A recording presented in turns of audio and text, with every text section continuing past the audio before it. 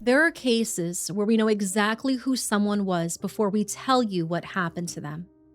We know their birthday and the hospital where they were born. We know what their teachers said about them and what they liked to do on the playground. This is not one of those cases. Javeayah Harris was 4 years old. That is what we know for certain. She lived in Aiken, South Carolina. She weighed about 40 pounds. She was 3 feet 6 inches tall. She loved Minnie Mouse. She was last seen with braids and pink beads in her hair. She loved the color pink. Hey, What you want to say about the baby? Jacob, baby. No confirmed birth date appears in any public record available at the time we recorded this. There is no obituary. There is no grave to visit. And there is a reason for that last part, one that we will get to and one that will stay with you. Javeayah's mother was 22-year-old Michelet Herring. Her father was 23-year-old Javeayah Harris. The couple lived together at 39 Hillsborough Street in Aiken. Michelet worked for a company called Transcom. Javeayah worked for DHL Bridgestone. Records show the couple had been moving around for years. Javeayah had been named in an eviction case in Union County. That case was settled in November of 2023. Michelet's name appeared in a separate eviction case filed by the Union Housing Authority in December of 2025. This ended with the judge ordering her out of the unit. From Union County, both ended up in Aiken. No prior criminal records for either parent have been released publicly. No prior Child Protective Services contact with the family has been confirmed on the record. What the public record does show is that the relationship between the two was volatile in the months leading up to the events of today's story, and it was getting worse. 2 domestic incidents occurred during that period. The first was from November of 2025 in Clinton, South Carolina. Michelet called police on Javeayah because she said he was trying to leave their home. Officers responded to what they described as a dispute over moving a table. The couple agreed to stay separate for the rest of the day. The second report was from the Aiken County Sheriff's Office on March 16th of 2026. This time the argument turned physical. Javeayah allegedly tried to force Michelet out of the car so he could use it. She did not want to press charges, but she asked him to leave. According to the report, the argument started over a hot dog. Neither report mentions Javeayah. But Javeayah had her own story in the neighborhood, and some of what former neighbors have said is difficult to hear knowing what we know now. In Union County, where the family lived before moving to Aiken, their neighbor, only known in sources as Ms. Young, told reporters that the people on the street had been quietly watching out for the little girl for a long time. She said, and I quote, "They fed her, bathed her, and gave her new clothes and sent her back home. It wasn't just me. People in that neighborhood noticed the exact same thing." By the time June of 2026 arrived, Michelet was 39 weeks pregnant with another child. We'll be back in just 1 minute. Please stick around for the following ad. It not only supports the channel, but it also supports charities in our area. You know what's literally on everyone's to-do list that never gets done? Making a doctor's appointment. And it's not because we don't care about our health, it's because the process is such a headache. You have to call during business hours, get put on hold, and play phone tag, and then finally get through only to hear, oh, the next available appointment's in 3 months, so you just don't. That's why I started using ZocDoc, the sponsor of this week's episode, and honestly, I wish I had found it sooner. You just go to their site, search for doctors in your area who take your insurance, read through real patient reviews, and actually see their available appointment slots. Then book instantly right then and there. No phone calls, no hold music. Most appointments happen within 24 to 72 hours, and you can even get same-day visits. Oh, and it's completely free to use.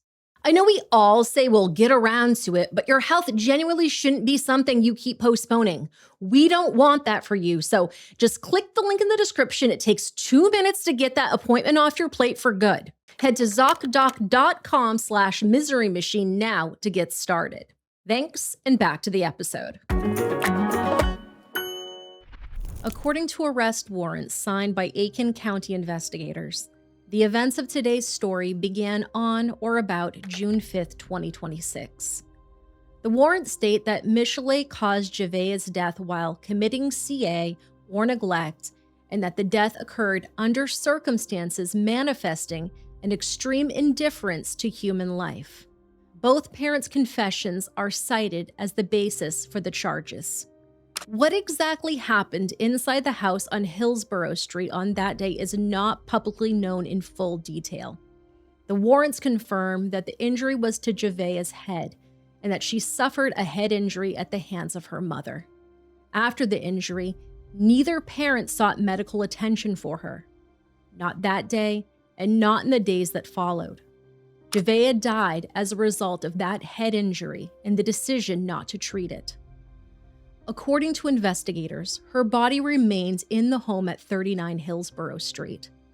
Arrest warrants allege that Javeayah remained there after her death between May 1st and June 15th of 2026. For weeks, she was in that house while her parents went about their lives.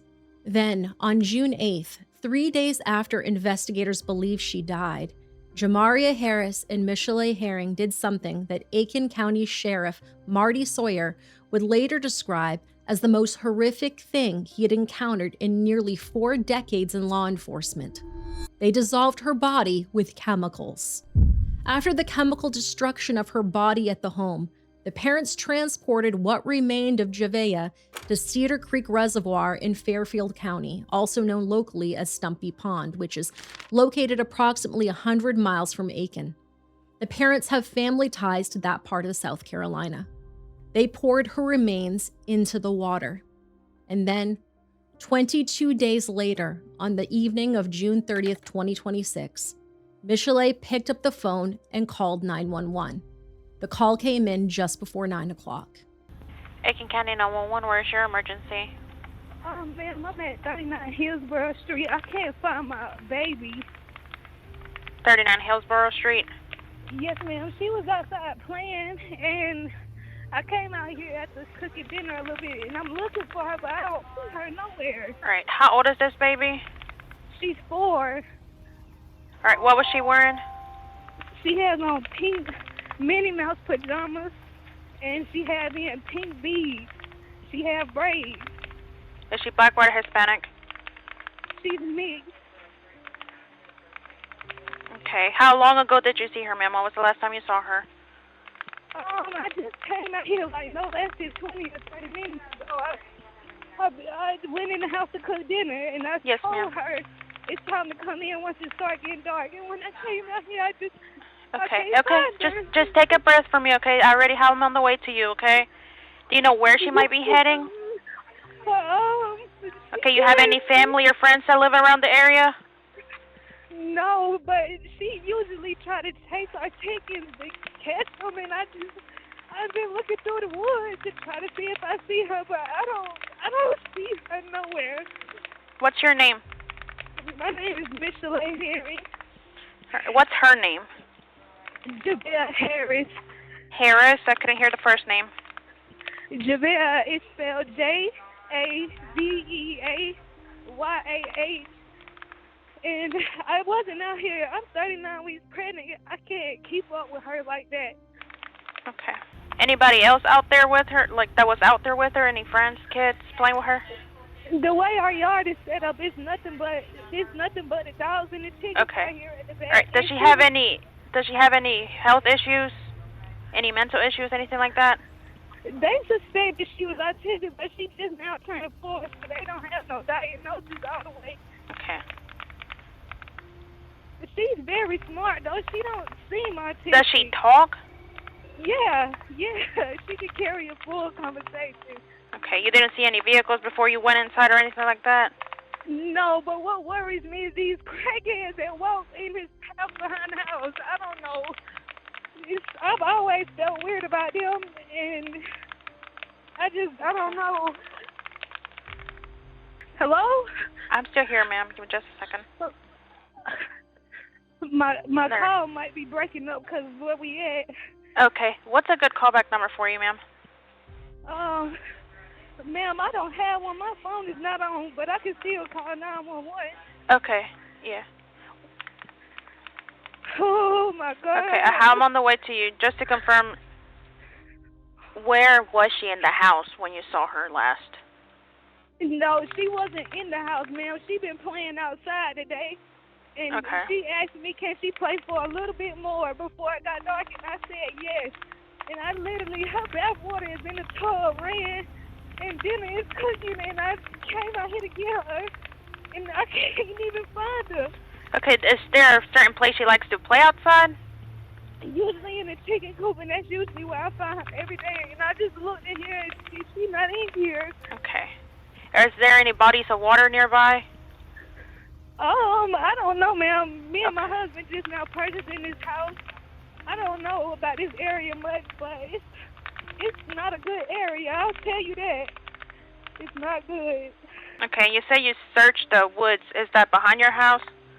Yes, it's like a pathway right behind my house, and we usually take the dog sometimes in the woods to just let them run, and she'll come. So I know she knows about the woods, and but I look down the same pathway that we walk, and I do not see her. Okay, and you said she was wearing pink Minnie Mouse pajamas. Anything else you may be wearing? Her beads are pink. Beats are pink. Yeah, she's got braids. I mean, I don't know if she got on Crocs or with shoes, because she just puts on play shoes, but I don't, ma'am, it's not no way that she could have got far. All right. Do you have any neighbors around the area that you're familiar with she might be going to? No, we don't talk to none of these people. None of these people, because they all mostly do drugs. I don't associate myself with that. Have you checked with neighbors to see if they have seen her?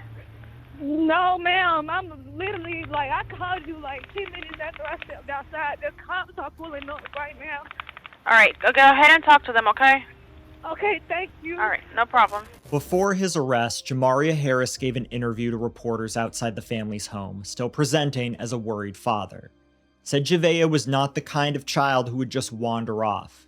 Not knowing is killing me.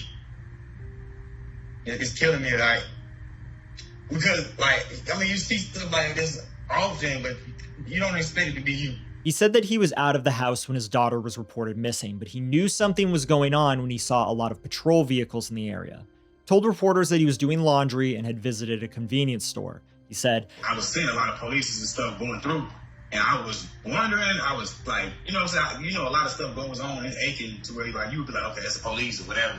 But I didn't know that it was my house. My girlfriend, at the time, she didn't have service. She didn't have service on her phone, so she couldn't call me to let me know anything that was going on. So she just ended up calling 911. So when I came back to the house, before I got on my road, I seen a police truck with a drone out. That's when, according to Javeayah, he sped home.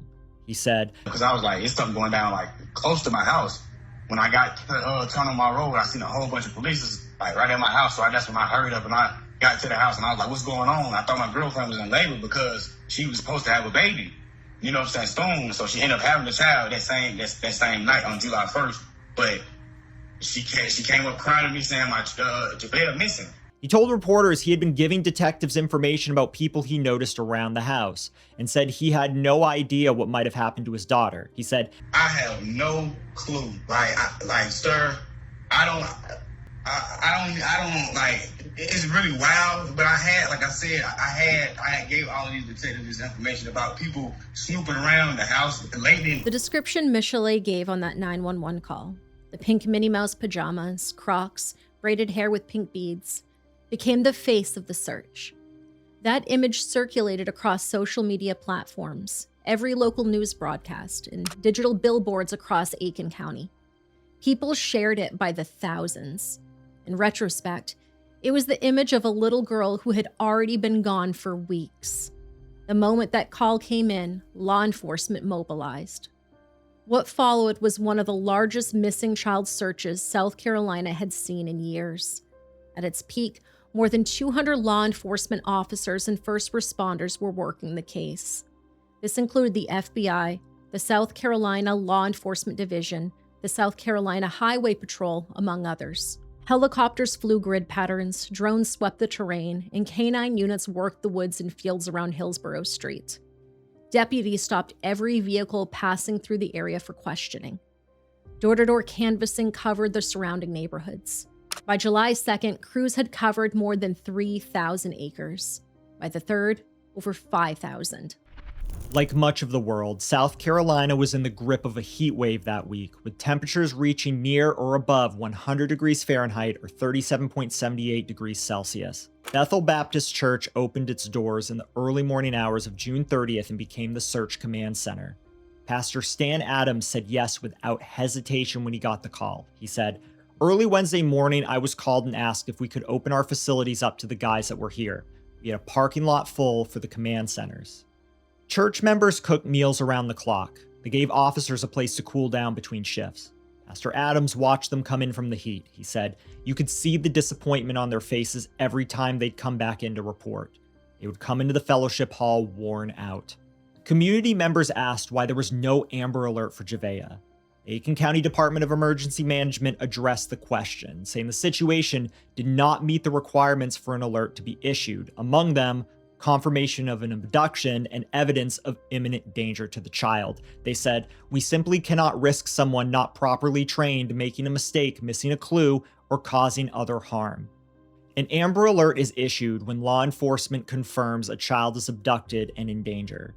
All 5 of these guidelines from the U.S. Department of Justice must be met as it stands currently, and they are: the child is 17 years old or younger, there is reasonable belief that a kidnapping took place, the child is in immediate danger of serious harm or death, there is enough descriptive information about the child, the suspect, or the vehicle to help the public find them, the child's name and data must be entered into the National Crime Information Center.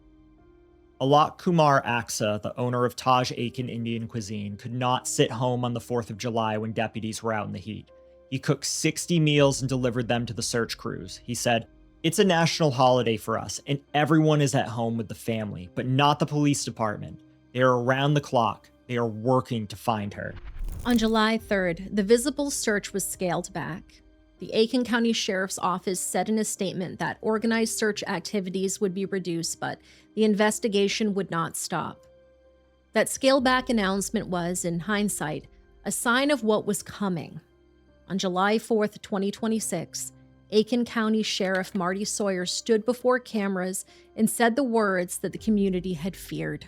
"I'm deeply saddened to tell you that our investigation and evidence leads us to believe that 4-year-old Javeayah Harris is deceased. It's the outcome that we all feared, and sadly, it's the outcome that we must face. We are currently searching an area of interest right now, not in Aiken County, and I am not disclosing where that's at. But I'm sure you understand, if in fact Javeayah's body is where we think it is, it's going to be a difficult time for everybody there. And we don't need anybody from the outside of law enforcement, trying to access that area." At the moment Ms. Chalet was on the phone describing the chicken coop and the bath water in the tub, Javeayah had been gone for weeks. Every helicopter pass, every canine sweep, every deputy questioning drivers in 100-degree heat, all of that had been looking for a child who was already at the bottom of a reservoir in Fairfield County. On July 4th, 2026, Ms. Chalet and Javeayah were arrested. Javeayah was charged with homicide by CA. Ms. Chalet was charged with 2 counts, homicide by CA and filing a false police report. The homicide charge carries a sentence of 20 years to life in prison. False police report charge can be up to 5 years in prison or a $5,000 fine. Both were booked into the Aiken County Detention Center. Sheriff Sawyer said additional charges were possible. On July 5th, both appeared before Magistrate Judge Ronald Thornton in separate bond hearings and were denied bond. Ms. Chalet's hearing that morning, Judge Thornton ruled she would be held without bond, in part because of the false police report charge. She appeared without a lawyer present. The judge found her income too high to qualify for a public defender, as she said she brought home $1,300 every 2 weeks. Her first court appearance was set for September of 2026. Javeayah's hearing was that afternoon. When Judge Thornton asked Javeayah if anyone else lived in his household, he answered, "My girlfriend." Then in a quieter voice, "My child." He too was denied bond. Because the magistrate court does not have authority to set bond on homicide charges, both cases were referred to a circuit court judge, who would hear the matter within 30 days. The arrest warrants were released publicly on July 6th. They confirmed what the sheriff had already told the community. On July 7th, investigators returned to 39 Hillsborough Street. Deputies spent several hours inside the home and in the surrounding woods, sifting through dirt with screens and tagging evidence with yellow number blocks. A dark-colored piece of rotted cloth was found, as well as what appeared to be a shoe. A tarp was placed around a tire swing in the yard and photographed. Investigators took down the crime scene tape around 9:15 p.m. and left with multiple evidence bags. A law enforcement source told reporters that the work at the home was evidence collection, not part of the ongoing search for Javeayah's remains. The body search continued in Fairfield County near Debutary Creek in the Cedar Creek Reservoir. South Carolina Department of Natural Resources had boats, ATVs, and dive teams deployed. On July 9th, Sheriff Sawyer held another press conference. He and his staff arrived wearing pink ribbons and ties in honor of Javeayah's favorite color. Personally, there's some very harsh words that I would like to use about Javeayah and Michaela and their actions. But I will not do that. And I will not do that to protect and maintain the integrity of this case. But I will tell you this. I will not refer to them as mom and dad or mother or father. They don't deserve that title. Understand that I cannot discuss all the specific details in this case. But at this time, I can share that a few human remains were recovered in an area known as Cedar Creek Reservoir, also known as Stumpy Pond in Fairfield County. These remains were immediately sent to the State Law Enforcement Division, and through analysis, the DNA of the remains are consistent with being the biological offspring of Javeayah and Michaela. I want to also share with you that through forensic evidence, statements, and analysis, extensive and deliberate efforts were made to destroy and conceal evidence following Javeayah's death. Our information reveals the use of corrosive chemicals and other tools that were used to accelerate the destruction of her little body. After this was completed, these two individuals poured what remains were left of Javeayah into the Cedar Creek Reservoir. These subjects went through great lengths to cover their repulsive and revolting actions. In my 37-year career in law enforcement, I have never, ever heard of anything so horrific. As a result of this information, it's unlikely that the entirety of Javeayah's body or any other remains from this point forward will be recovered. Both Michelet and Javeayah were then charged with destruction and desecration of human remains. Bond was denied again that afternoon. The warrants for that charge, signed by Magistrate Judge Tracy Carroll on July 8th, state that on June 8, 2026, both parents willfully, knowingly, and unlawfully destroyed and/or damaged the remains of Javeayah Harris by using a chemical agent at 39 Hillsborough Street.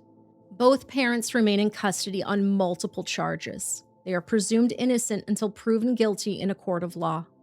Their first court appearances are scheduled for the fall of 2026. On the night of July 5th, hours after both parents were denied bond, a candlelight vigil was held at the Alley in downtown Aiken. They held candles and prayed together.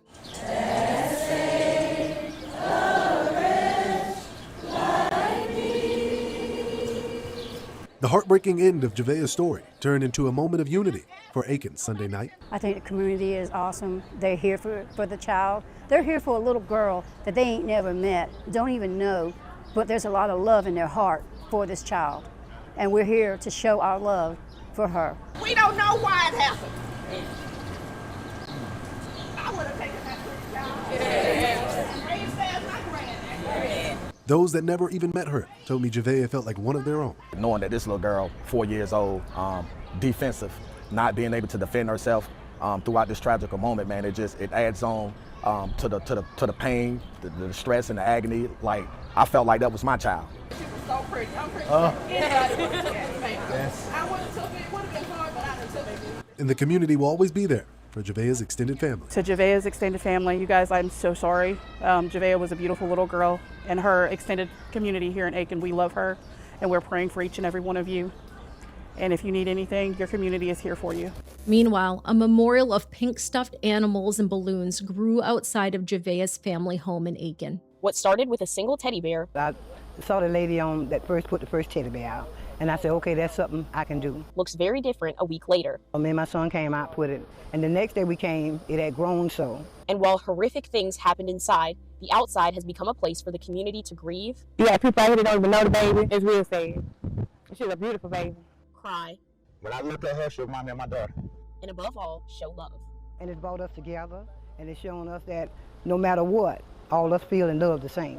And that love is in Shiloh Heights. You have people coming in, you see them buying things, buying candy, little toys. Of course, it's the talk of the town, so everybody's talking about it. And beyond. Everybody coming together, hard, Facebook. This has gotten big.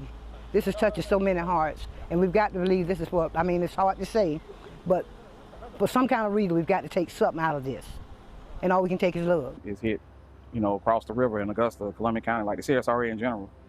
This stuff has made national headlines, so it affected everybody in some shape, form, or fashion. But even in the face of tragedy, this community has banded together, so no one forgets the name Javeayah Harris. And we've got to believe this is what, I mean, it's hard to say, but for some kind of reason, we've got to take something out of this, and all we can take is love. On July 9th, the same morning Sheriff Sawyer confirmed the discovery of her remains, a second vigil was held at the Event Center on Shiloh Heights Road at 7:30 p.m.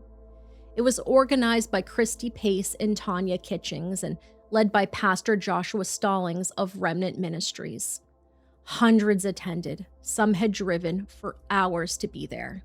Just feeling overwhelmed, and this is really hitting close to home. I have a 4-year-old, and we live right around the corner. I just can't imagine a parent, doing this to a kid. Those feelings were shared by many in attendance. One of the most emotional moments came when Javeayah's grandfather told the crowd he did not raise his family this way. Vigil organizer Christy Pace said she felt called to bring the community together. And I'm hoping this brings awareness to that we also need better programs, we need more assistance, and whether it's DSS or DFACS or whatever the case may be, they need a better system, because they're so overwhelmed. They get these calls and they can't do anything other than just pass the baby on to someone else and someone else and someone else, and sometimes it's a family line that's continuing the use. Pace also urged people to report suspected child abuse when they see it. When asked what message she had for Javeayah's parents, she said, I can't say what I want to say on camera. My words are not nice for them. They're monsters. They're the worst type of evil that I have ever come across in my entire life, and that says a lot. On July 10th, a vigil was held at Foster Park in Union County, about a mile from where the family used to live, in the town where Ms. Young and her neighbors had been quietly watching out for Javeayah. Hundreds gathered. To see her beautiful little face and to think about what happened to her, it hit deep, very deep. She at home with her Heavenly Father, because she's an angel. See, she's still an angel. So she made it back home to her Heavenly Father. To say her name, Javeayah Harris, she did matter. At only 4 years old. She loved pink. She had Minnie Mouse every day. That's what she had in her hand every day. Javeayah Harris has left a legacy now revolving around protecting the innocent. Kids supposed to live, play, learn, not die. A child is never supposed to be or mistreated. My kids should not know about this. My kids should know that a kid that was in our home is now gone. We have to take care of our children, and if we see something, we have to say something. That's it. And we love you. Sleep in peace, baby girl. On July 11th, a second vigil was held in Evans, Georgia, about 45 minutes from Aiken. Hannah Kirkland organized it. She said, I tried to tell as many people that did come up to me that I love them. I hope for love for everybody in the community, no matter who you are. Candles stamped with Javeayah's name were distributed at the Evans Vigil. All of the stuffed animals brought there were donated to local law enforcement agencies who give them to children on their worst days. Items from the Union County Vigil were brought to Hillsborough Street and added to the memorial outside of Javeayah's home. A bicycle giveaway was planned for July 25th at the Henry Brigham Community Center in Augusta, Georgia, organized in Javeayah's honor.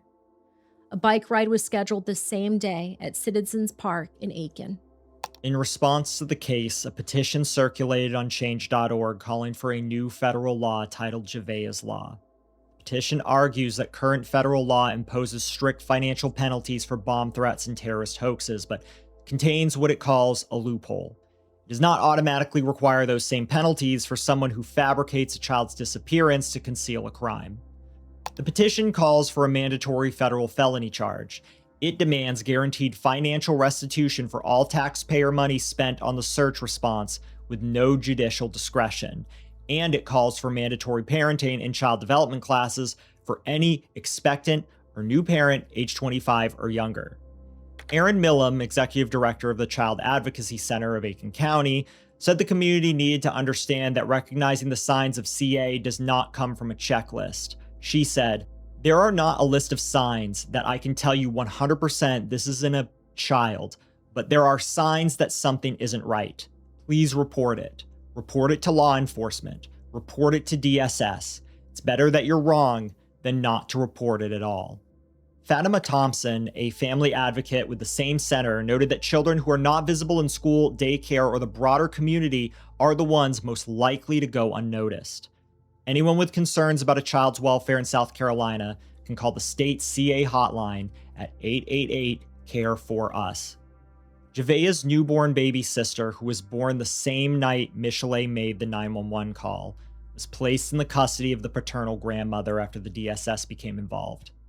Justin Singletary, a close friend of the grandmother who grew up in Great Falls and has known both sides of the family for years, said the grandmother was devastated. He said he had been in contact with her trying to keep her spirits lifted. There was no grave for Javeayah Harris. The remains recovered from Cedar Creek Reservoir were confirmed by DNA. But they were partial, and Sheriff Sawyer stated that it was unlikely any more would ever be found. What Javeayah and Michelet took from Javeayah was not only her life. They took away the possibility of a proper goodbye. They took away the chance for anyone who loved her to have a place to go and sit with her. The community gave back everything it could, and the memorial on Hillsborough Street kept growing. Pink balloons, Minnie Mouse stuffed animals, flowers, candles, handwritten notes from strangers who had seen a 4-year-old's face on a billboard and couldn't shake it. According to neighbor Jacqueline Brown, and I quote, "I just wish that we had this before now, where she would have lived her sweet life as a child should, with so much love and so much care. We'll never forget her. She's our baby. She all belonged to us." Alok, the restaurant owner who spent the 4th of July cooking for search crews, had already said what needed to be said weeks before the vigils, standing in a parking lot while people were still out looking for a little girl who was already gone. He said, in part, "Nobody knows her, but she's from our community, and she's a little girl. She doesn't deserve that." He paused and then continued, "The small coffins are the heaviest."